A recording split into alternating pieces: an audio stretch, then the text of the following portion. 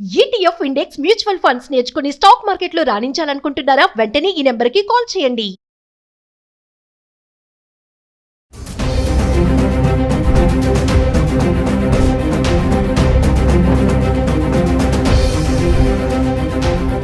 నమస్తే, welcome back to Suman TV. Present మనతో పాటు ఉన్నారు consumers affairs committee chairman Mandari Krishna Reddy గారు. నమస్తే సార్. నమస్తే అమ్మ. సార్, బంగారం ధరలు చూసుకుంటే 1,00,000 చిల్లర్లోనే ఉంది. అంటే ట్రంప్ 50% టారిఫ్ ఎఫెక్టే చూసుకుంటే అంటే ఎంతవరకు పెరగొచ్చు అంటారు, ఎంతవరకు తగ్గొచ్చు అంటారు? అంటే కొంతమంది నిపుణులు చెప్పేది ఏంటంటే తగ్గితే 90,000, పెరిగితే 1,10,000 వరకు కూడా వెళ్ళొచ్చు బంగారం ధర అంటున్నారు. ట్రంప్ ఎఫెక్ట్ ఎంతవరకు ఉండొచ్చు అంటారు? అంటే ఒక ట్రంప్ ఎఫెక్ట్ వల్ల మాత్రమే బంగారం ధరలో తేడాలు వస్తాయని కనుగొనడం కరెక్ట్ కాదు. ప్రపంచం మొత్తం మీద ఉండేటువంటి అన్ని రకాల సంఘటనలు, అన్ని రకాల ఆలోచనల మీదనే ఆధారపడి బంగారం ఉంటుంది. అంటూ ట్రంప్కు సంబంధించిన కూడా కొంత భాగం పనిచేసే అవకాశాలు ఉన్నాయి. మనం ఇవాళ చూస్తే కొంచెం తగ్గుమతున్నట్టు స్వల్పంగా కనపడుతుంది, తగ్గినట్టుగా కనపడుతుంది. కానీ ఈ స్వల్పంగా ఒకరోజు 50 రూపాయలు పెరగడం, 100 రూపాయలు పెరగడం, తగ్గడం అని కామన్గా జరిగేటువంటి విషయాలు. ఇప్పుడు సహజంగా ఎందుకు స్వల్పంగా తగ్గింది? ఒక ట్రంప్ కారణమే తీసుకున్నట్టయితే, ట్రంప్ మనకు మరి రష్యాతో జరుగుతున్న యుద్ధం ఏదైతే ఉందో, రష్యా అధినేతతో కూర్చొని ఇద్దరు కూడా డిస్కషన్ చేశారు. దీన్ని ఎట్టి పరిస్థితుల లోపల యుద్ధాన్ని ముగింపు దశకు తీసుకురావాలనేది కోరడం జరిగింది. సుముఖంగా చర్చలు జరిగాయి. తొందరలోనే యుద్ధం ముగింపుకు వస్తుందనే ఒక నమ్మకాన్ని కలిగేటట్టుగా వార్తలు బయటకు వచ్చాయి. ఇది ఒక ముఖ్యమైన కారణం. భారతదేశంతో ఉన్నటువంటి సుంకాల విషయంలో కూడా రాజీ ధోరణి కొంత కనబడుతుంది.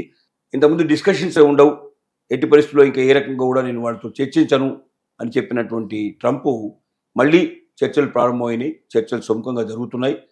తప్పనిసరిగా సుంకాలు దిగొస్తాయనే ఒక నమ్మకాన్ని, విశ్వాసాన్ని మన ప్రతినిధులు కల్పిస్తున్నారు. అప్పుడప్పుడు మధ్య మధ్య ప్రకటనలు చేస్తున్నారు. ఇది కూడా కొంత కారణమై ఉండే అవకాశాలు ఉన్నాయి. అలాగే ఎక్స్చేంజ్లు కూడా ఏవైతే ఉన్నాయో, స్టాక్ ఎక్స్చేంజ్ల్లో కూడా కొంచెం స్పీడ్ అందుకుంది. ఒక రోజు 2 రోజులు బాగా ఎక్కువగా నష్టపోయినటువంటి మార్కెట్లు ఇప్పుడిప్పుడే మళ్ళీ కోలుకొని కొంచెం పెరగడానికి అవకాశాలు కనబడుతున్నాయి. ఇవన్నీ రకరకాల సూచనలు దీంట్ లోపల. తర్వాత భారతదేశం రష్యా నుంచి కొంటున్నటువంటి ఆయిల్ గురించి కూడా గతం లోపల ట్రంప్ చాలా గట్టిగా మాట్లాడిన వ్యక్తే. ఇప్పుడు మళ్ళీ రష్యా దగ్గరికి వెళ్ళి మాట్లాడాడు కాబట్టి దాని గురించి మళ్ళీ పెదవెత్తకుండా రష్యా బహుశా ట్రంప్కి ఆ విషయంలో కొన్ని సూచనలు చేసుకుంటుందని మనం భావించవచ్చు. నిరాయుక్తంగా మనకు కావాల్సినటువంటి ఆయిల్ మనం కొనుగోలు చేసుకోగలిగే పరిస్థితి మనకు ఏర్పడుతుంది. ఇలాంటి అనేక రకాలైనటువంటి కారణాలు తీసుకున్నట్టయితే డెఫినెట్గా కొంచెం తగ్గుముఖం కనిపిస్తోంది. శ్రావణ మాసంలో ఎక్కువ మంది స్టీల్ కొంటున్నారు. తగ్గితే మ్యాక్సిమంగా తగ్గితే ఇంకొక 10,000 తగ్గి 90,000 దాకా రావచ్చు.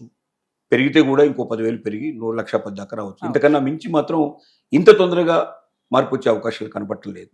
టైం పడుతుంది. అంటే మనం శ్రావణ మాసం వరకు మనం తీసుకున్నట్టయితే ఇంతకన్నా మించి కనపడకపోవచ్చు. 10,000 ఎక్కువ కానీ 10,000 తక్కువ కానీ వీటిని దృష్టిలో పెట్టుకుని పర్చేజ్ చేయడం చాలా అవసరం.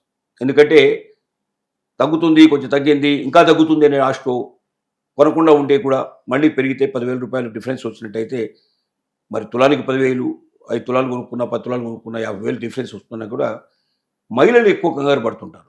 ఎందుకంటే బంగారం అంటే మహిళలు అంటే బంగారం ఎక్కువగా అటాచ్ అయి ఉంటారు. కాబట్టి ఒక 10 రూపాయలు 50 రూపాయలు తేడా వచ్చినా తగ్గినట్టుగా ఉంటుంది. కొంచెం పెరిగినా పెరిగిపోయిందని అనుకుంటారు. వాళ్ళు అనుకోవడమే కాకుండా చుట్టుపక్కల వాళ్ళందరికీ, వాళ్ళ ఫ్రెండ్స్ అందరికీ ఫోన్లు చేసి మరి ఇన్ఫర్మేషన్ అందించడం.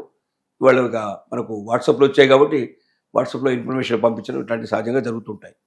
ఆందోళన పడాల్సిన అవసరం లేదు.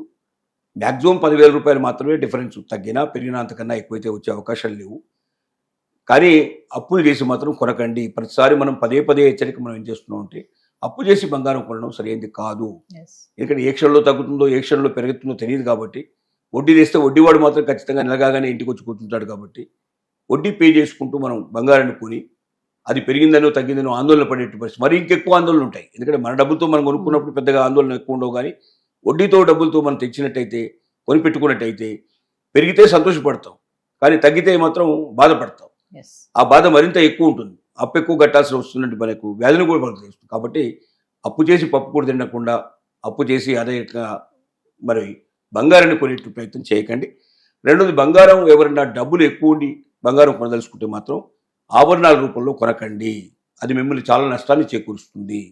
మీరు ఏమైనా స్వచ్ఛమైన బంగారం కింద బంగారం కడ్డీల రూపంలో కానీ బిస్కెట్ రూపంలో కొనిపెట్టుకుంటే అది మీకు ఎక్కువగా ఉపయోగపడుతుంది. ఎక్కువ మీకు లాభాన్ని చేకూరుస్తుంది. Yes. ఆభరణాల్లో ఏంటంటే ఏవైతే మీరు పెడుతుంటారో దాంట్లో తయారు చేసే దాంట్లో రాళ్ళు అలాంటివి ఏవైతే కలుపుతారో వాటన్నిటిని మైనస్ చేస్తారు. తనకు తూగుకుంటారు, తర్వాత తయారు చేసినందువల్ల తరుగు కూడా చాలా తీసేస్తారు. తరుగు వెళ్ళి రాళ్ళు వెళ్ళి ఇవన్నీ వెళ్ళిన తర్వాత రేట్లలో చాలా వ్యత్యాసం వస్తుంది. అదే స్వచ్ఛమైన బంగారంలో ఇవేవి తీయరు, డైరెక్ట్గా బంగారం రేటే క్యాల్కులేషన్ చేస్తారు. అంత అమౌంట్ మీకు వచ్చే అవకాశం ఉంటుంది. ఇంకోటి వెండి మీద మాత్రం చాలామంది దృష్టి పెట్టండి. Yes. బంగారం కాదు, వెండి మాత్రం రేట్లు బాగా పెరిగే అవకాశాలు ఉన్నాయి. వెండి అప్రాకృతికంగా బంగారంతో పోటీపడి వెండి పెరిగే అవకాశాలు కనబడతాయి. ఎందుకంటే వెండిని ఆభరణాల్లోనే కాకుండా మరి తయారు చేసే ముఖ్యంగా వాహనాల్లో, Yes. సోలార్ విషయం లోపల, ఎలక్ట్రికల్ విషయం లోపల చాలా విరివిగా ఉపయోగిస్తున్నారు. చాలా భారీ ఎత్తున వెండి కావాల్సిన పరిస్థితి ఏర్పడుతుంది. ఒక పెద్ద వాహనాన్ని తయారు చేయడానికి సుమారుగా 70 నుంచి 80 కిలోల వెండి ఉపయోగిస్తారు. Yes. అంటే ఒక వాహనానికి 80 కిలోలు కావాలంటే దాదాపు కొన్ని లక్షల వాహనాలు తయారవుతాయి ఒక సంవత్సరం లోపల. అంత ఎంత వెండి కావాల్సిన పరిస్థితి ఏర్పడుతుంది దాన్ని బట్టి అర్థమవుతుంది. అలాగే సోలార్ సిస్టమ్ ఇప్పుడు బాగా దేశమంతా విజృంభిస్తుంది, విపరీతంగా పెడుతున్నారు. ఎక్కువ సోలార్ ప్లాంట్లు వాడటం వల్ల వాటిలో ఎక్కువ వెండి ఉపయోగించే అవకాశాలు ఉంటాయి. కాబట్టి ఎప్పుడైతే పరిశ్రమల్లో వెండిని ఉపయోగించడం ప్రారంభించారో అప్పటి నుంచి వెండికి చాలా విపరీతమైన గిరాకీ పెరిగింది. ఒకరోజు కాకపోయినా ఒక రోజులో సంవత్సరాంతంలో చూసుకున్నట్టయితే వెండి ధర బంగారం కన్నా మించి పెరుగుతుంది. కాబట్టి ఆదాయం పొందాలనే ఉద్దేశంతో బంగారం కొనేవాళ్ళు ఎవరు ఉన్నారో బంగారం కన్నా వెండిని కొనండి. వెండి తక్కువ ధరలో ఎక్కువ వస్తుంది. Yes. అలాగే వెండి లాభం కూడా ఎక్కువ తెచ్చిపెడుతుందని మాత్రం ఖచ్చితంగా మనం చెప్పడానికి అవకాశం ఉంది. Thank you.